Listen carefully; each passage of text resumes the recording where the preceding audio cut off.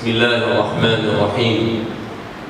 إن الحمد لله نحمده ونستعينه ونستغفره ونعوذ بالله من شرور أنفسنا ومن سيئات أعمالنا. من يهده الله فلا مضل له ومن يضلل فلا هادي له. وأشهد أن لا إله إلا الله إله الأولين والآخرين وخالق الخلق أجمعين الملك الحق المبين. وأشهد أن سيدنا وحبيبنا ورسولنا وقائدنا وقرة أعيننا ومهجة قلوبنا محمد عبده ورسوله وصفيه من الخلق وحبيبه وخليله. أدى الأمانة وبلغ الرسالة ونصح الأمة وكشف الله تعالى به الأمة. فاللهم اجزه عنا خير ما جزيت به نبيا عن دعوته ورسولا عن أمته. وصل اللهم وسلم وزد وبارك عليه وعلى آله وأصحابه وأحبابه وأتباعه وعلى كل من اقتفى أثره واستنى بسنته واهتدى بهديه إلى يوم الدين. ثم أما بعد، فنحمد الله جل في علاه على نعمه المتتالية وآلائه المتتابعة. نحمده جل في علاه على كل نعمة أنعم بها علينا من قديم أو حديث أو خاصة أو عامة أو سر أو علانية.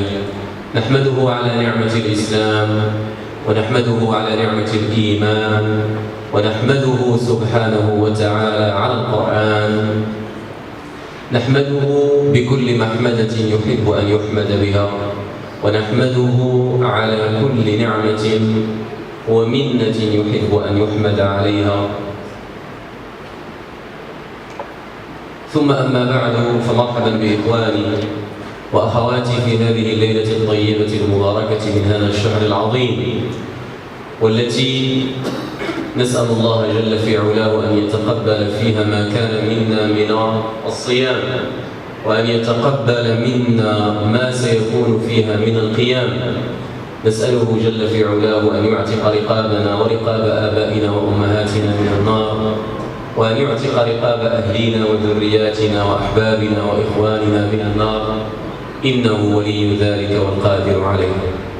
مرحبا بإخواني وأخواتي في هذه الليلة الرمضانية المباركة التي تصادف ليلة من الليالي الأخيرة من هذا الشهر المبارك، شهر استقبله المسلمون بالفرح والسعادة وأودعوا فيه من الأعمال والخيرات ما يرجون به ثواب الرب جل في علاه. شهر مبارك جعله الله تعالى موسما للخير والربح والفلاح لهذه الأمة الميمونة أمة محمد صلى الله عليه وسلم. وعما قريب سيغادر هذا الشهر المبارك بما كان فيه من أعمال. سيغادر هذا الشهر عما قريب ولسنا ندري من يكون منا الفائز فنهنيه، ومن يكون منا الخاسر فنعزيه. رمضان إذا انتهى وأغلقت سجلاته، أغلقت على أرباح الرابحين وفوز الفائزين ونجاة الناجين وسعادة السعداء المقبلين.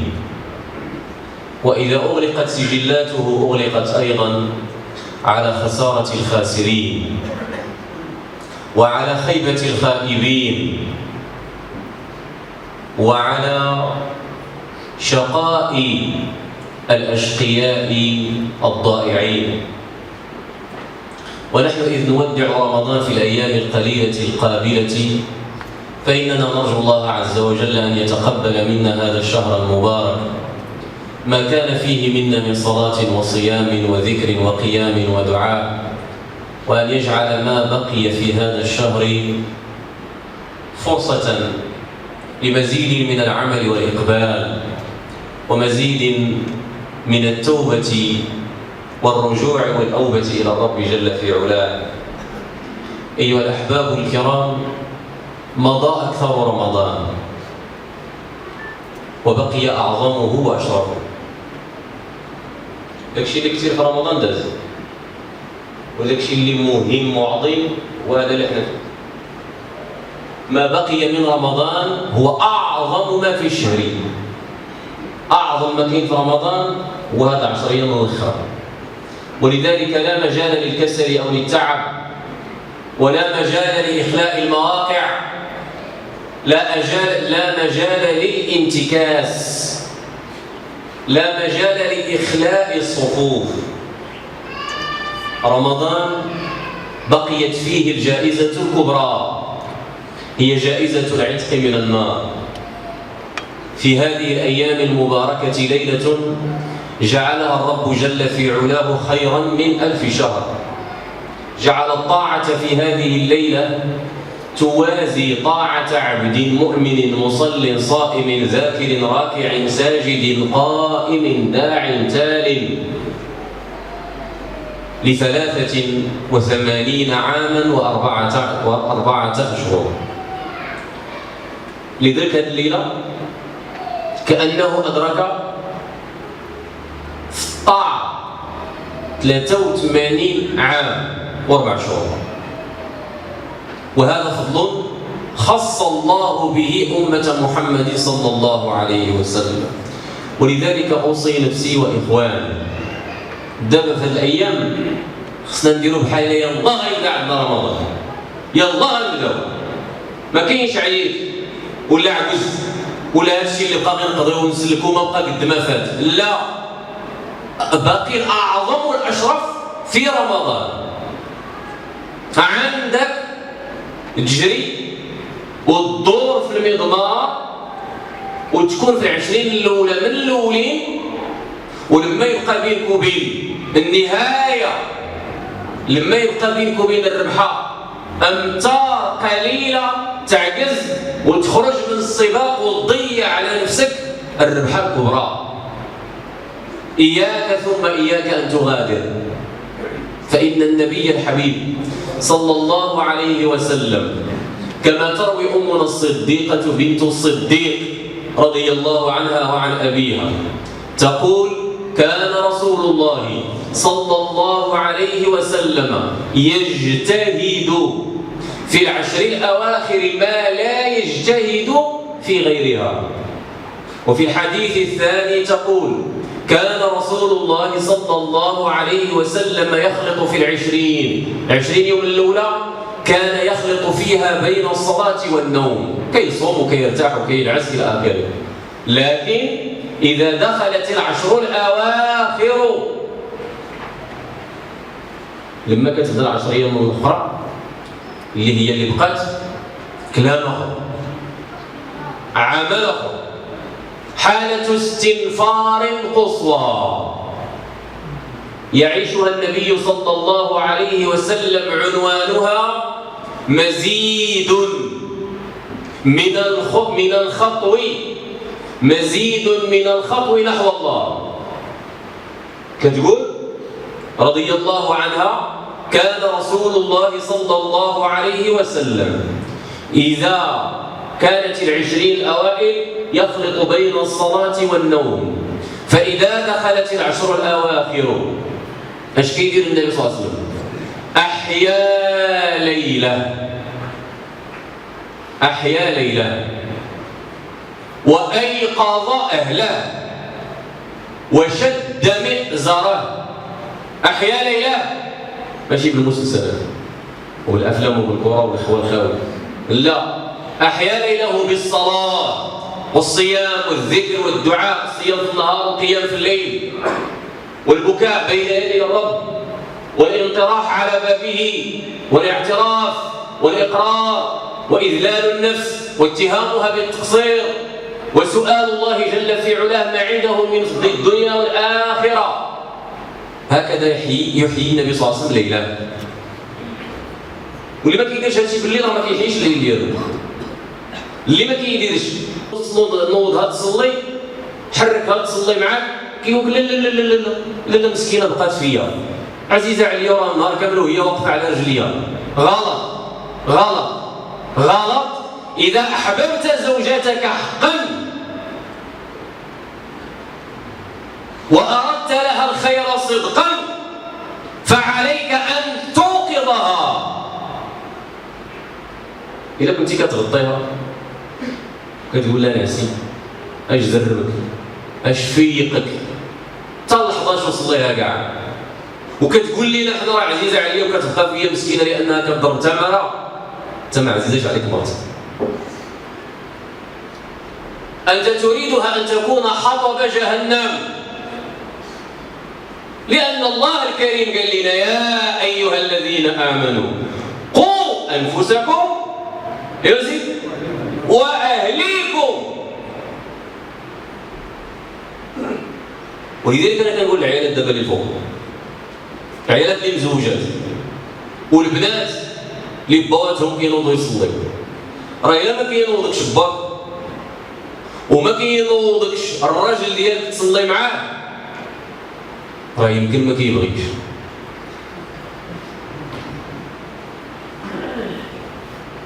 واش هاد العشيه نيت غادي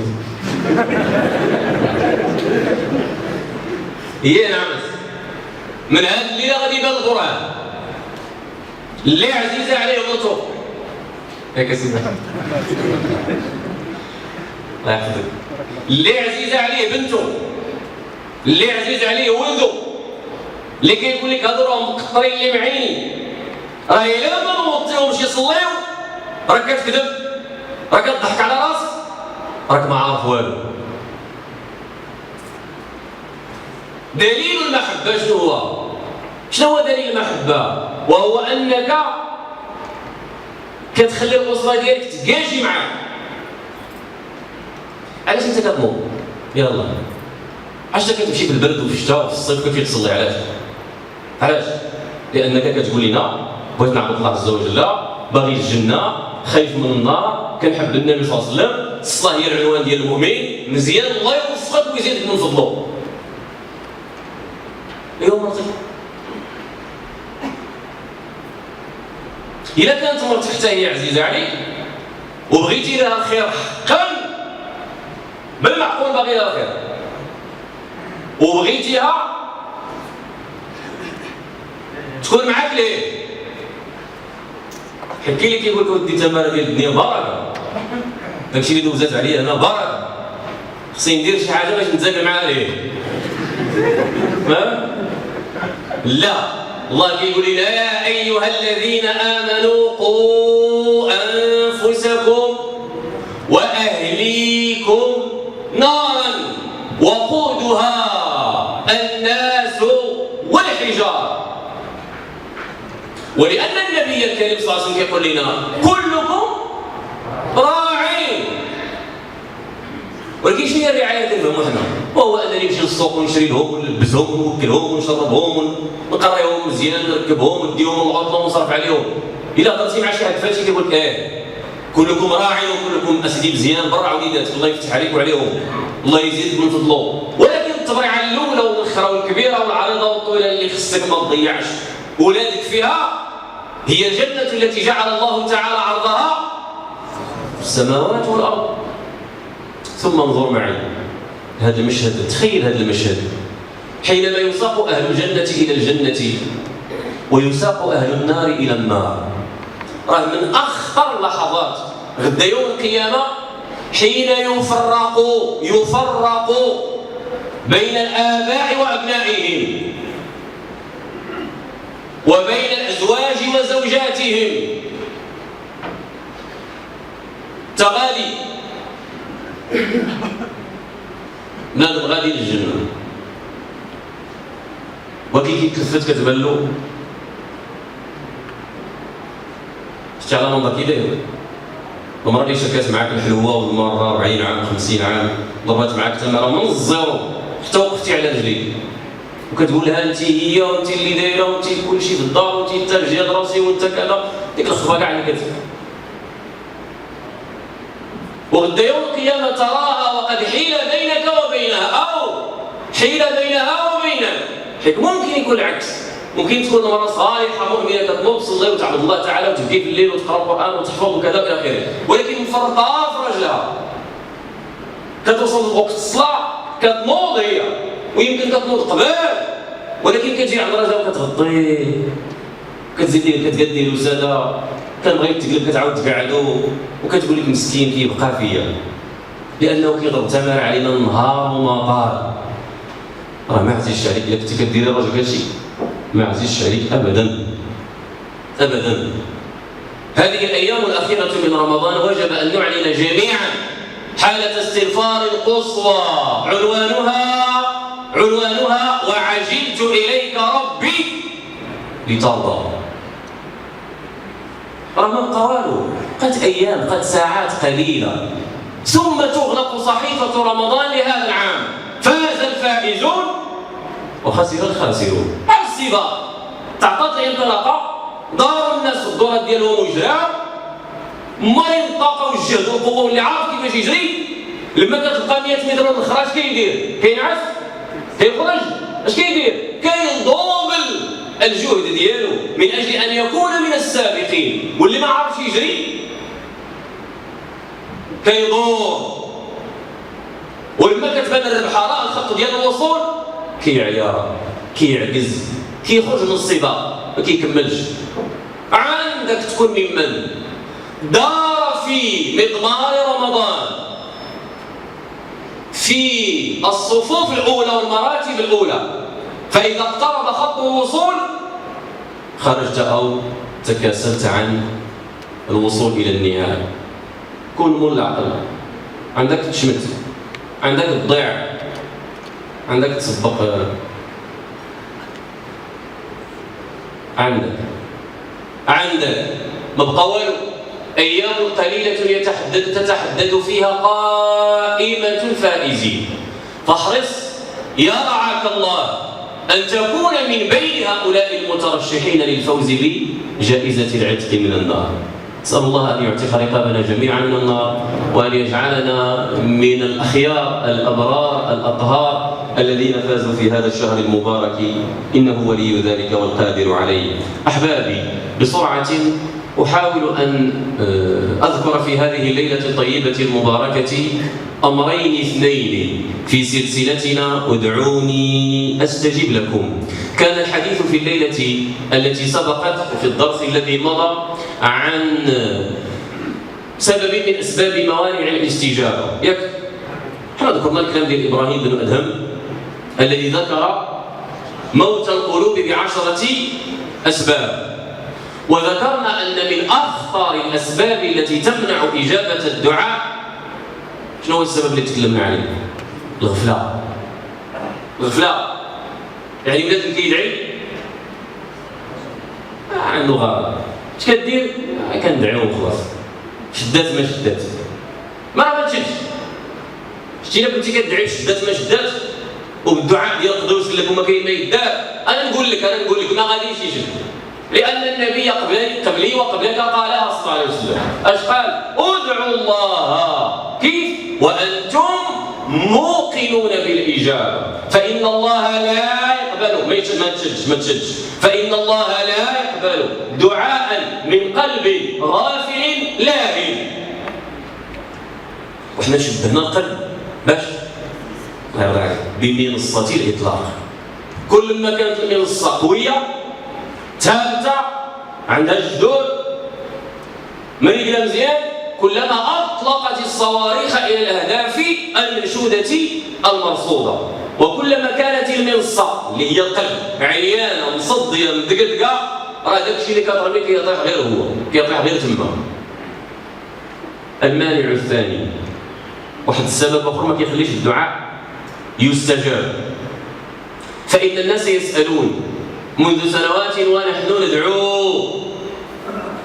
راه عندي المريض في الدار كندعي ما بغاش يراه، وراه عندي الهم شحال هذه ما بغاش يحيد، وراه عندي الزبط عاد ما كيزيد، وراه عندي المشاكل، وراه عندي كذا، وراه عندي كذا، وانا سنوات وانا كيدعي وهذا الشيء غير ما كيتزاد. علاش؟ نحن ذكرنا انواع الاجابه، ياك عقلتوا؟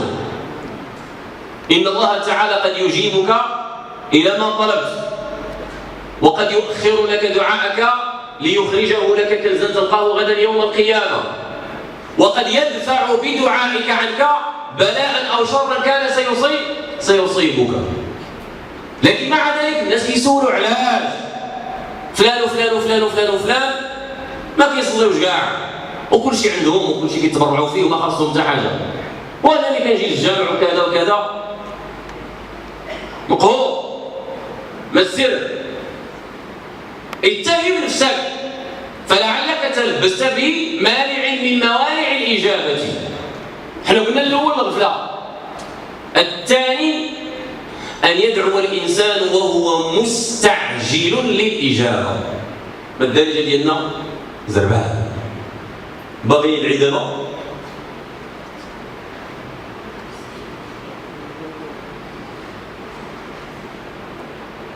باغي يدعي دابا وباغي الجواب. راه كاع يمكن يقول لك ندعي دابا وباغي الجواب البارح. يدعي دابا وباغي في الصباح يلقى الجواب.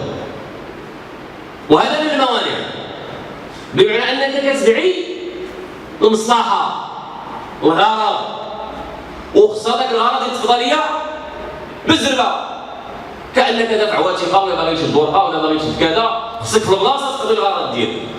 من موانع الاجابه ان يدعو الانسان وهو مستعجل، فان النبي صلى الله عليه وسلم قال: يستجاب لاحدكم ما لم يعجل. راه الله عز وجل غادي يجاوب الانسان اللي كيدعو الى ما زربش على راسه. يستجاب، ما تشرطش تقول يا ربي غير ما تجاوبني في هذا رمضان ولا غادي نقطع الصلاه. قطعها. فين جبتيها؟ فين ضريتي شكون؟ اضربت نفسك واهلكت نفسك.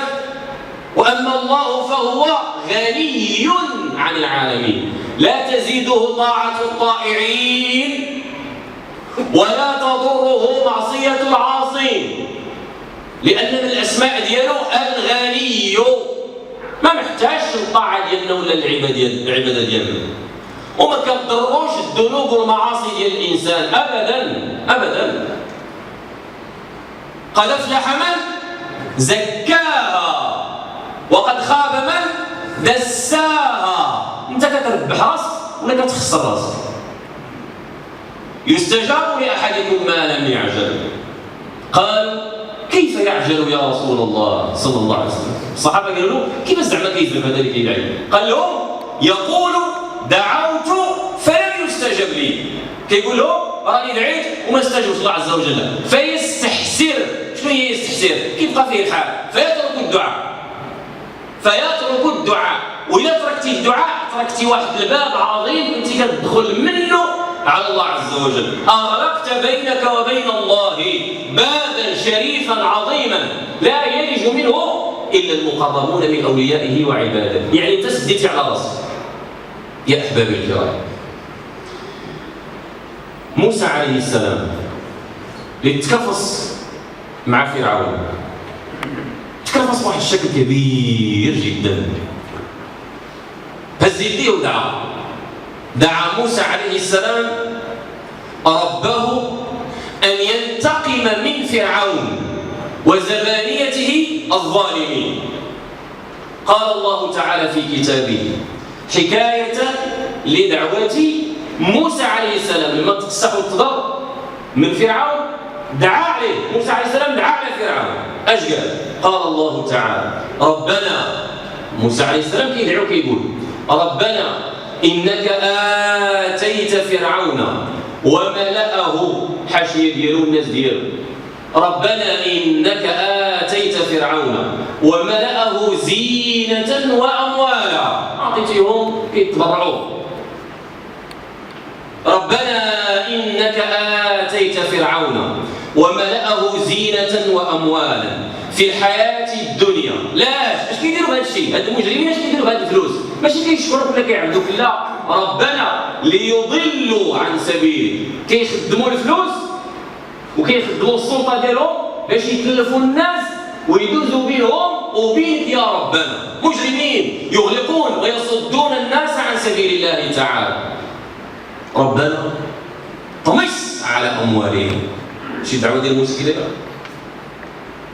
ربنا طمس على أموالهم واشدد على قلوبهم.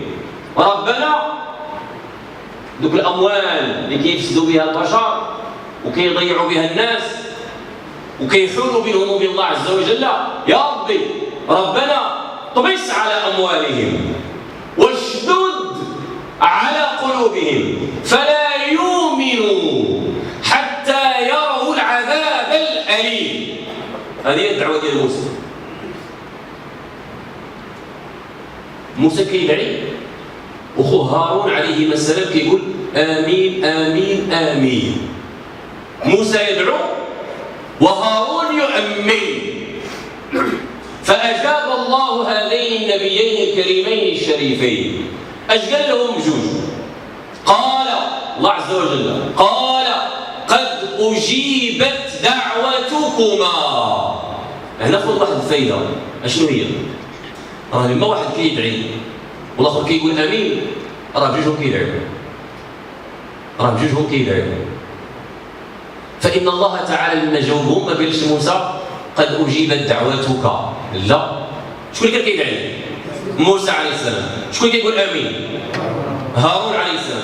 لما الله عز وجل جاوبهم وجعلهم بجوج كيدعيو، لا اللي كيدعي ولا اللي كيقول امين. قال قد أجيبت دعوتكما فاستقيما. قال لهم الله قد أجيبت دعوتكما. غادي نطمس الأموال ديال فرعون وغادي يشد على القلب ديالو والقلوب ديال المجرمين اللي معاه. قد أجيبت، داكشي اللي طلبتو غادي يكون وغادي يتحقق. ولكن هل تعلمون أحبابي الكرام بعد كم من الوقت والزمان يا اللي زربان كيدعي واحد الليله وكيقول لك مازال كاع ما بغى يبان لينا والو. زربان قنطان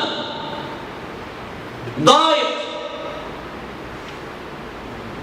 هل تعلم كم صبر موسى عليه السلام مع أخيه هارون عليه السلام؟ كم صبر بعد الدعاء ليريا الجواب من الله عز وجل؟ شحال هما كيتسناو؟ ما عمرهم ما قالوا علينا ولا قنطنا ولا يا ربي سر بينا ولا لا. 40 عاما ما بين ربنا طمس على أموالهم واشدد على قلوبهم وما بين قد أجيبت دعوتكما 40 عام ديال الانتظار. 40 عام. ولذلك بنادم حتى هذا مازال خصو يحشم وخصو يستحيي. بنادم اللي كيتشرط على الله عز وجل يا ربي سربيني، يا ربي راني خصني بالزربه. هذا ليس من آداب الداعي إذا وقف بين يدي ربه سبحانه وتعالى. أنت دير جهدك، أنت دير اللي عليك، أنت بكي وطول الرجاء ديالك والصبر ديالك، ضبط الباب بالليل والنهار. لا تترك محمدة ولا ثناء لله عز وجل إلا وتقولوا وتحفظوا.